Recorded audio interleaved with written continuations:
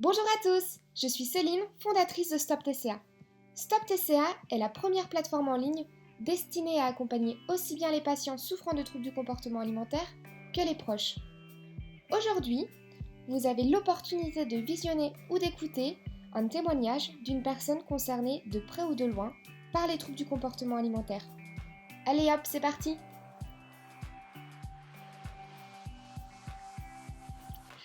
Bonjour tout le monde, aujourd'hui nous avons le plaisir d'accueillir Marine qui est là pour nous faire part de son témoignage. Donc Marine a 28 ans, elle nous vient du nord de la France. Bonjour Marine, Bonjour. merci beaucoup d'accepter de témoigner, c'est vraiment très courageux et très gentil de ta part. De rien, ça fait plaisir de partager mon vécu pour qu'il puisse être constructif pour d'autres personnes. Je suis sûre que ça sera le cas. T'es prête pour les questions?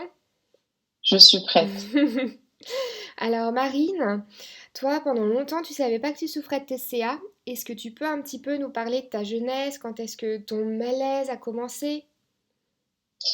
Alors, j'ai plus ou moins toujours baigné dans une histoire d'alimentation, puisque quand j'avais 6, 7 ans, j'avais un petit ventre, j'étais un tout petit peu grassouillette, et c'est vrai que pour une enfant de 6, 7 ans, ça posait problème au niveau de ma croissance et ça me donnait des douleurs au dos, dans le bas du dos. Donc mes parents ont pris rendez-vous chez mon médecin traitant qui a mis en place un léger rééquilibrage alimentaire pour que mon poids n'augmente plus, que ma croissance continue et que ça se régule. Donc c'est vrai que ça a très bien marché. C'était rigolo les premiers temps. Et puis après, voilà, je suis rentrée en CM1, en CM2. Donc j'avais un peu plus grandi. Ça faisait déjà 2, 3 ans que c'était mis en place. Et ce n'était pas revalorisé, ça ne changeait pas. Et déjà, vers 10, 11 ans, j'avais l'impression que j'étais grosse et que ça allait être l'histoire de toute ma vie. Je me comparais déjà aux autres enfants. Je me considérais comme grosse avec du surpoids, alors que quand on regarde les photos, c'est pas le cas. Mais dans ma tête, j'avais été conditionnée comme ça. Je suis rentrée au collège. Comme j'avais une année d'avance et qu'en plus j'avais un retard de croissance au niveau de la féminité, il y a vraiment un décalage qui s'est mis en place avec les autres. J'avais pas forcément beaucoup d'amis. Et puis, de toute manière, quand on me parlait, je me définissais vraiment comme quelqu'un de gros. Si on me demandait quelque chose sur moi, je dis en ce moment, je fais un rééquilibrage, je suis grosse. Donc les gens comprenaient pas trop parce que quand ils me regardaient, je faisais peut-être à peu près le même poids qu'eux. Et puis euh, l'alimentation, ça faisait partie de ce stéréotype de petit enfant que mes parents m'avaient posé, de petite fille bien sage. C'est-à-dire que quand je mangeais quelque chose qu'il fallait pas, je me faisais gronder ou je me faisais punir. Ce qui, avec le recul, paraît un peu démesuré, plutôt que de comprendre pourquoi, par exemple, j'avais eu envie de chocolat, ce à quoi je leur aurais sûrement répondu. Ça fait peut-être 5 ans que j'en ai pas mangé. Mais voilà, ça c'est vraiment, dès le départ, ça s'est planté dans le décor comme ça. Euh, et puis bah voilà, après je suis arrivée en quatrième, troisième, mais j'avais toujours ce stéréotype en moi de la petite enfant qu'on infantilisait et surtout qui grossissait parce que voilà, je me faisais plaisir. Je me rappelle d'une fois où j'avais été en soirée chez ma seule amie du moment, donc j'étais en quatrième, c'était les derniers jours de la quatrième. Et en fait, quand je suis rentrée le lendemain chez moi, donc effectivement, je m'étais plutôt bien fait plaisir la veille. C'était la fête des pères. Et en fait, comment dire, on a offert les cadeaux à mon père comme si tout se passait normalement. Et puis ensuite, sans que je le voie forcément arriver, il m'a demandé de monter dans la salle de bain, de me dévêtir et de me peser. Donc déjà, si on peint un peu le décor, j'étais en quatrième, donc j'avais pas 5 ans, j'en avais plus 13, 14 quand même. Donc il fallait que je me mette à nu devant mon père pour me peser, parce que c'était comme ça qu'on gérait ça à la maison.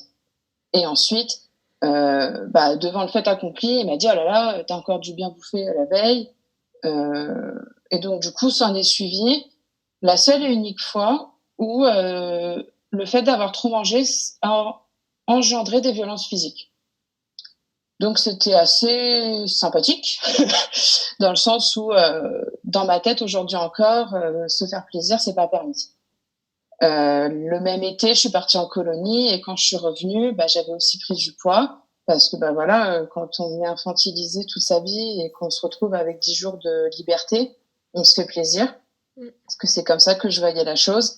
Et voilà, quand je suis rentrée, on m'a dit mais où est passé ton argent de poche? Tu l'as forcément dépensé pour acheter des bonbons. Note-moi tout de suite sur une feuille tout ce que tu as mangé pour avoir pris du poids. Et derrière, j'étais à la diète, mais totale. J'avais plus aucun féculent dans mes assiettes. Donc en fait, je prenais 5 kilos en 10 jours, mais j'en reperdais 5 aussi en 10 jours. C'était très compliqué parce que je me retrouvais vraiment affamée et surtout incomprise. Vraiment. Parce que moi-même, je ne comprenais pas pourquoi je faisais ça. Déjà à l'époque, je comprenais pas. Quand une fois, j'ai dit à ma mère que voilà, c'était une petite voix dans ma tête qui me disait faut que tu manges, faut que tu manges. Qu'aujourd'hui, on mettrait comme définition dessus le fait que ce soit une pulsion. M'a dit t'es pas schizophrène, donc non, c'est pas une petite voix. Si tu manges, c'est simplement parce que tu le veux. Donc, j'avais 15 ans et le décor était déjà très bien peint pour mettre en place des crises d'hyperphagie pendant l'année de mes 16-17 ans. Et c'est vraiment comme ça que ça a démarré sans forcément que je le vois arriver. D'accord, oui, c'était effectivement pas un environnement familial propice à être serein et bien dans ses baskets. Absolument pas.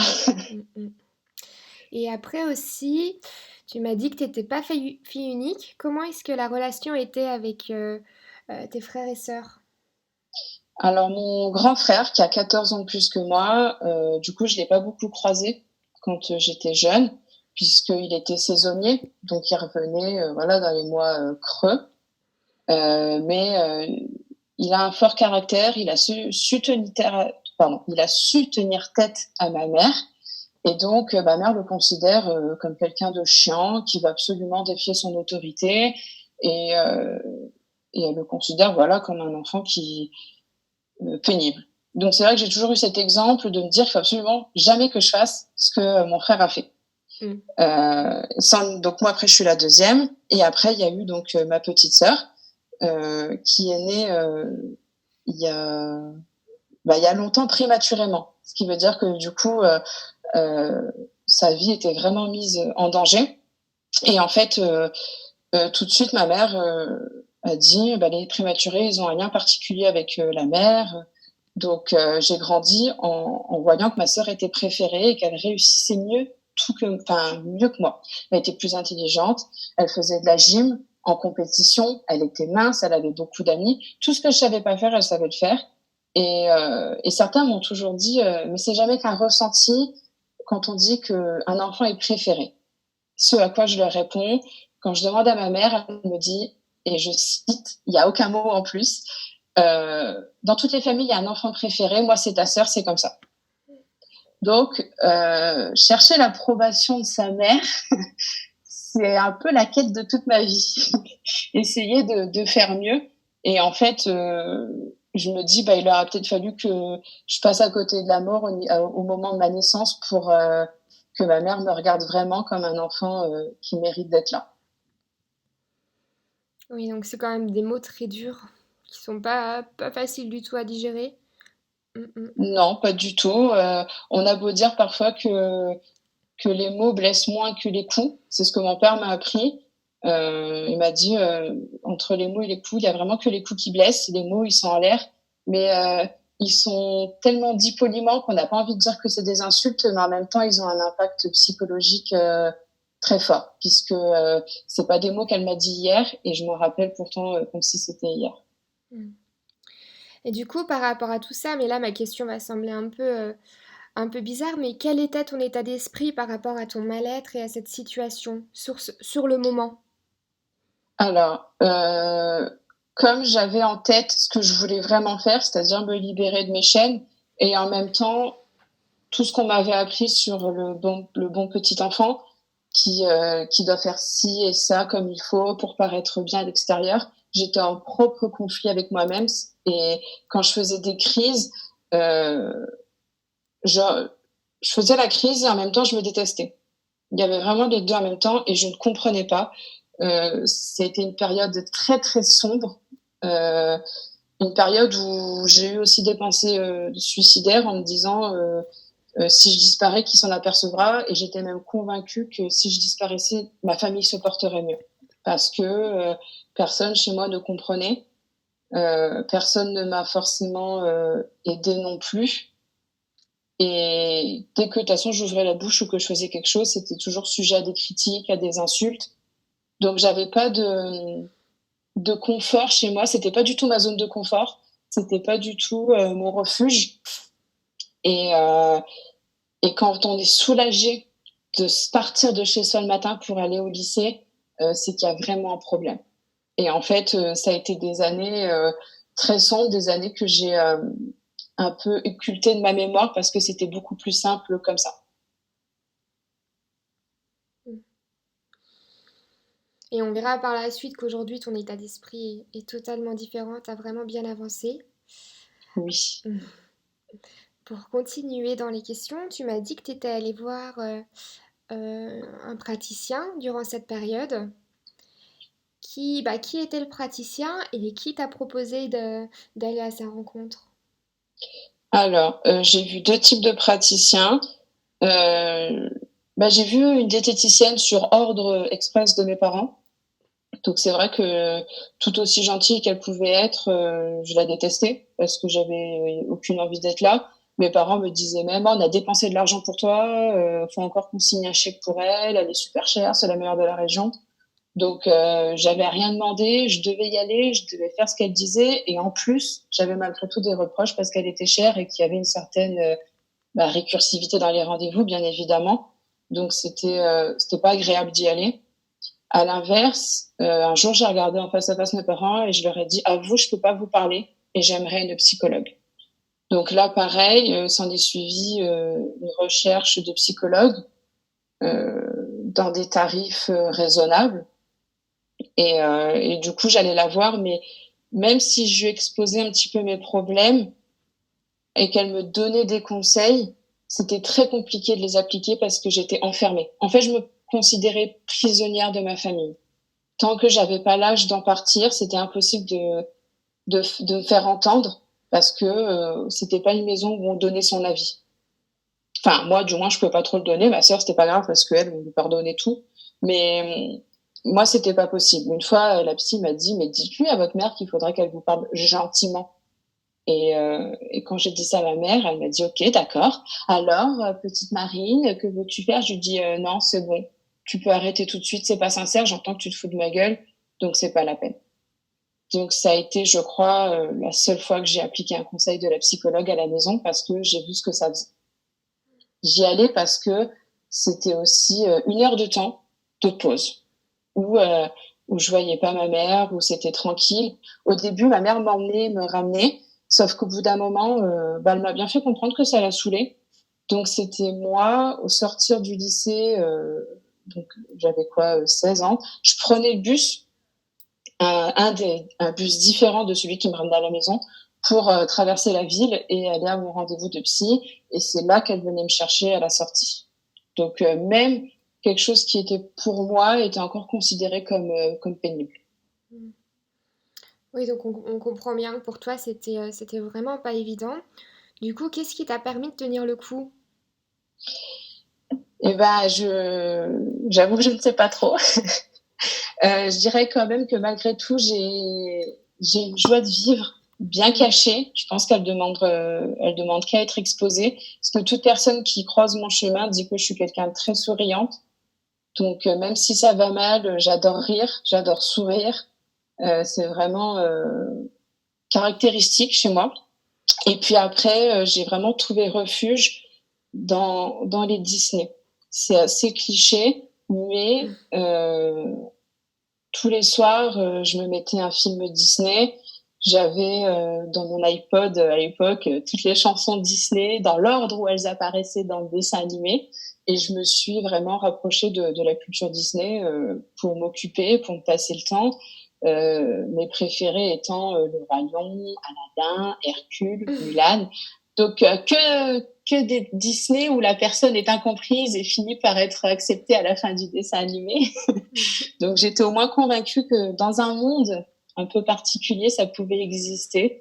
et ça me mettait du baume au cœur. Mais là encore, j'étais critiquée. On me disait, mais t'es complètement cinglée, t'as pas l'âge, t'as 16 ans, tu devrais pas regarder des Disney. Donc, j'étais malgré tout attaquée. Et quand je dis que j'avais vraiment pas de jardin secret, de zone de confort, c'est que tout était critiqué. Tout. Dès que je faisais quelque chose, on m'assassinait. Et même encore les Disney, alors que je dérangeais personne parce que je les regardais dans ma chambre, on venait me le dire quand j'allais chercher le DVD en bas, qu'est-ce que tu regardes ce soir? N'importe quoi, t'as pas l'âge. Donc c'était malgré tout compliqué de s'accrocher à cette passion. Oui. Du coup, comment est-ce que tu aurais voulu que ta famille et ton entourage se comportent avec toi?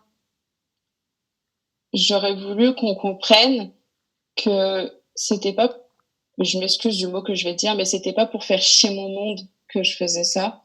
Il y a vraiment un réel problème derrière. Euh, mais encore aujourd'hui, je suis pas totalement convaincue d'être malade. J'ai une petite voix dans ma tête qui me dit, mais en fait, si tu le voulais, t'arrêterais. T'es pas, t'es pas malade. C'est simplement pour embêter ton monde. D'autant plus que il y a 10 ans de ça en arrière, le mot hyperphagie était pas forcément connu. Donc, j'étais pas anorexique, j'étais pas boulimique, donc j'étais pas malade.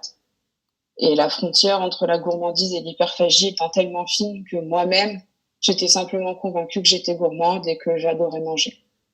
Donc c'est vrai que j'aurais voulu qu'on discute sans être jugé, sans me faire comprendre que j'étais pénible, que comment dire, que c'était pas bien. Parce que quand j'ai commencé à prendre du poids, ma mère m'a renié. En fait, elle m'emmenait plus dans faire les magasins avec elle. Quand elle croisait quelqu'un qu'elle connaissait et qu'elle était avec moi, elle se mettait à 2 mètres pour pas qu'on fasse le lien du fait que j'étais sa fille. C'était très dur, et si je pouvais effacer tout ça, c'est vrai que je le ferais, parce que je trouve ça totalement injuste de renier son enfant simplement parce qu'il n'est pas dans l'idéal qu'on se fait d'avoir un enfant. C'est c'est comment dire, c'est très blessant, et ça casse un peu l'estime qu'on a de soi, la confiance qu'on a en soi, et ça qu'aujourd'hui j'en suis totalement démunie de ces qualités-là. Et par rapport à tes frères et sœurs ou ta famille un peu plus éloignée? Bah quand j'étais adolescente, on vivait seul dans la région où on était. Ma famille habite ailleurs. Et en fait, on n'était que tous les quatre, parce que mon frère, voilà, avait fait sa vie de son côté, etc. Donc je pense que les gens me regardaient, se faisaient leur propre avis, mais ne venaient pas m'aider. Je pense même qu'il y en a qui ont essayé, mais j'étais tellement coincée en fait dans ma famille que me montrer qu'il y avait de l'espoir quelque part, ça aurait été, je pense, d'autant plus cruel, parce que ça me montrait que ça existait, mais que c'était inaccessible. J'avoue que j'arrive pas encore aujourd'hui à savoir ce que j'aurais aimé avoir et ce que j'aurais aimé ne pas avoir.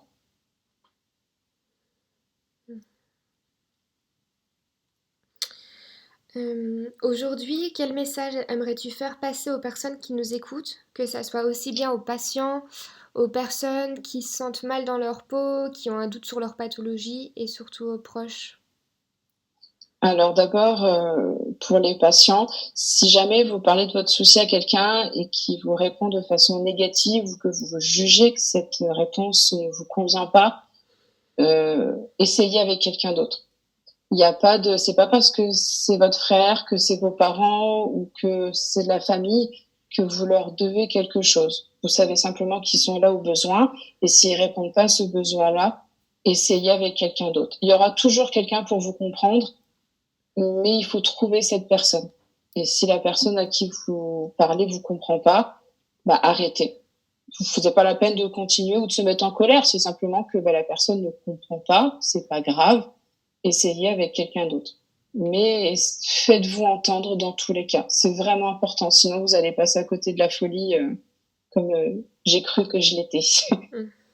Après, pour les proches, C'est plus compliqué parce que je voue une certaine haine à mes parents, donc pour parler aux proches, c'est plus compliqué, mais vraiment essayer simplement de pas juger. Aujourd'hui, on est capable de le faire quand on parle d'un alcoolique, mais le sujet est autour de l'alimentation, on n'y arrive pas. Pourtant, à mes yeux, c'est la même chose. Et essayer vraiment d'être compatissant, de comprendre et surtout de ne pas brusquer la personne. Parce que si elle se braque, vous n'obtiendrez plus rien et surtout vous allez perdre la confiance que vous avez ensemble. Tout à fait. Et en fait, toutes les deux, on se connaît puisque depuis quelque temps, tu utilises la plateforme Stop TCA. Oui. Est-ce que tu peux nous en dire deux, trois mots?